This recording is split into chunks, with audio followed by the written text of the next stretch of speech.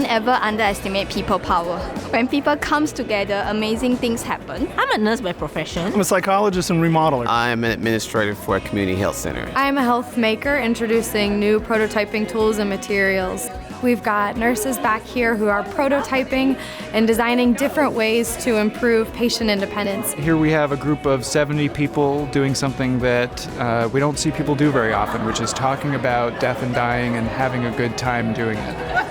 How do we engage with patients and families about receiving the best care possible through understanding their values, preferences, and priorities for medical care? That's transformative in and of itself. Transform 2015 has begun.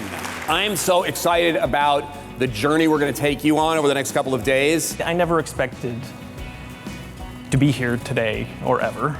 Any individual that has an idea says, look, this meets a need that we desperately have. I wanted Evan to be able to go outside and play without me bugging him every how many minutes for a finger check. So this gave us this ability.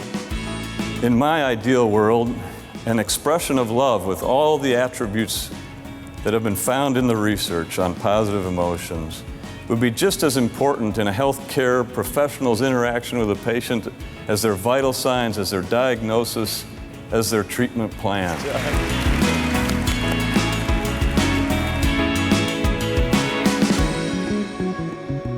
The Well Living Lab is real.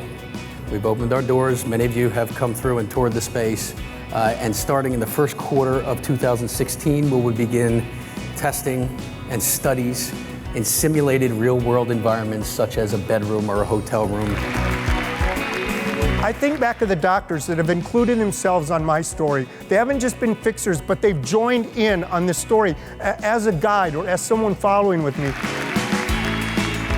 I think the style of Pechacucho is probably the most insightful in just the way that it's presented and how it's rapid fire and you're getting an abundance of information on a bunch of different topics. What we really wanted to do was to create and design a way in which we could hear from this community, convene a town meeting. When we were talking, we couldn't stop but find these connections. Oh, I want to work with you because you presented about this and oh, you're doing that. The revolution is happening.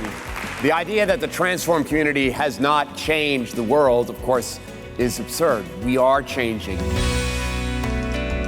A lot of times you go to conferences and you're talked to, and when I walked in, I felt like this was going to be truly interactive.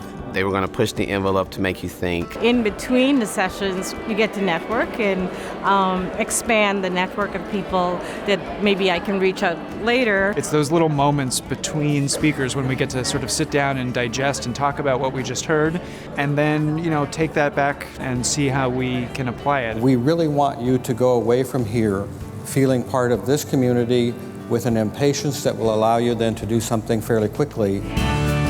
We have learned that our communities have a lot of needs, but needs do not change communities. Our strengths, our passions, our talents change communities. This is our time then to think about our policies, our plans, and our initiatives, our innovations when it comes to reentry health. And that's why change is coming. Because good intentions, sainthood, what have you, does not transform industries. Pressure does, leverage does, changes of incentives do. The best part of presenting a Transformer, I think, is the audience I'm talking to. It's fantastic to be here and talk to people who've tried to solve similar problems as the ones we're trying to solve at Oscar. This is not a sit back and listen kind of conference. This is a sit up and engage kind of place. I think that healthcare should look a lot more like Harley-Davidson.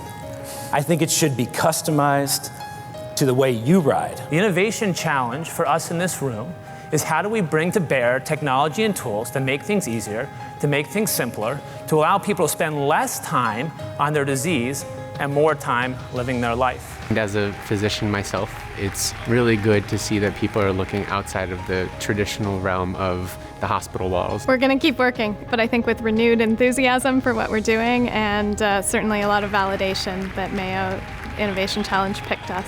The audience I find here they're energetic, They are passionate, they want to make a difference, and they want to make their life meaningful. So I'm very grateful and feel privileged that I was able to connect with these wonderful people. This is not about transforming one thing.